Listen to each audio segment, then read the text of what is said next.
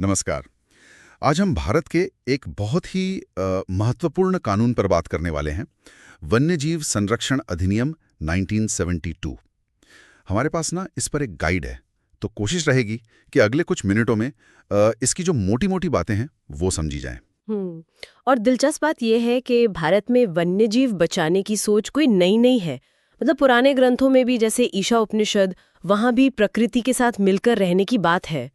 तो चलिए थोड़ा इतिहास में चलते हैं। पुराने जमाने में वैदिक काल, फिर मौर्य साम्राज्य।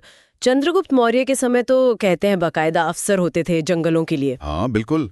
और सम्राट अशोक ने भी तो अहिंसा पर बहुत जोर दिया था, जीवों पर दया। सही बात है। लेकिन फिर मुगल काल और खासकर ब्रिटिश राज में वो शिकार, हंटिंग, उसका चलन बहुत बढ़ गया। हाँ, वो एक तरह से स्टेटस सिंबल बन गया था। हाँ, और उसका नतीजा ये हुआ कि बड़े जानवर जैसे शेर, बाघ, गैंडे, इनकी संख्या बहुत तेजी से गिरी। और आजादी के बाद भी ईमानदारी से कहें तो स्थिति कुछ खास सुधरी नहीं। शिकार चलता रहा, जंगल कटते रहे। बिल्कुल। और बाघों की हालत तो बहुत ही ज्यादा खराब हो गई थी, मतलब विलुप्त होने की कगार पर। यहीं पर वो 1970 का दशक आता है, एक टर्निंग पॉइंट। कुछ लोग थे जैसे कैलाश सांखला, उन्होंने बहुत आवाज उठाई बाघों के लिए। हाँ, उनका नाम तो सुना है। और तब की प्रधानमंत्री श्रीमती इंदिरा गांधी, उनकी भी वन्य जीवों में काफी रुचि थी। तो इन सबके प्रयासों से 1972 में ये कानून या एक्ट बना। अच्छा, तो इसका मुख्य उद्देश्य क्या था, मतलब एकदम सार में? देखो, मकसद बिल्कुल साफ था। 1, शिकार रोकना। 2, जानवरों के घर यानी उनके हैबिटेट, उनको बचाना, मैनेज करना। 3, प्रोटेक्टेड एरिया बनाना, जैसे नेशनल पार्क, सेंचुरी। अच्छा, और फिर जो जानवरों के अंगों का व्यापार होता है, खाल, हड्डी वगैरह, उस पर रोक लगाना। और हाँ, चिड़ियाघरों का मैनेजमेंट भी इसी के दायरे में लाया गया। समझ गया। तो ये पास हुआ अगस्त 72 में और लागू हुआ सितंबर 72 से, जम्मू कश्मीर को छोड़कर उस वक्त। हाँ, उस समय। और इसी के ठीक बाद 1973 में वो मशहूर प्रोजेक्ट टाइगर शुरू हुआ, है ना? निश्चित रूप से।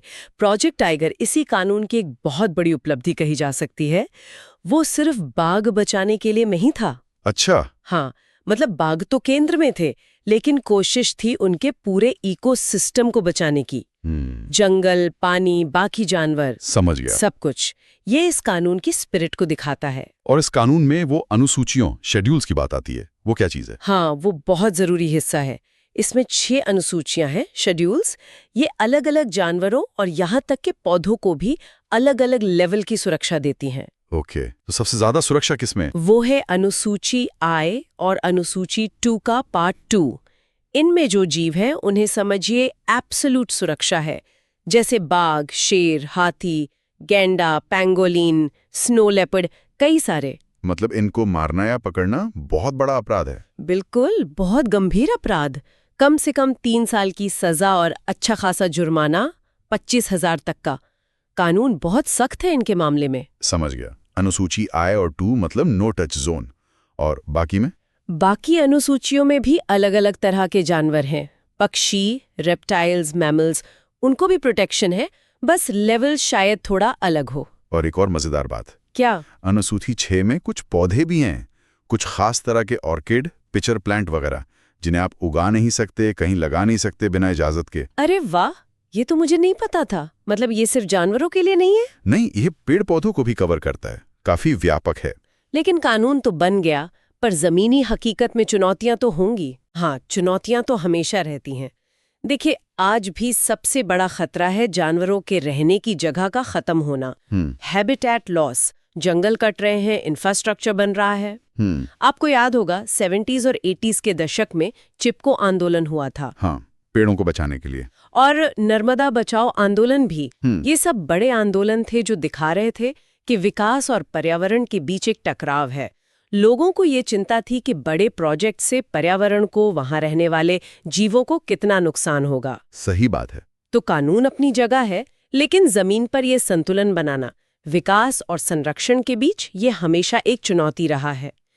फिर भी ये मानना पड़ेगा कि इन सब चुनौतियों के बावजूद ये 1972 का अधिनियम ही आज भारत में वाइल्ड लाइफ प्रोटेक्शन का मुख्य आधार है। तो अगर संक्षिप्त में कहें तो ये वन्यजीव संरक्षण अधिनियम 1972 भारत की जो पुरानी संरक्षण की सोच है और आज की जो जरूरतें हैं, उनका एक तरह से संगम है।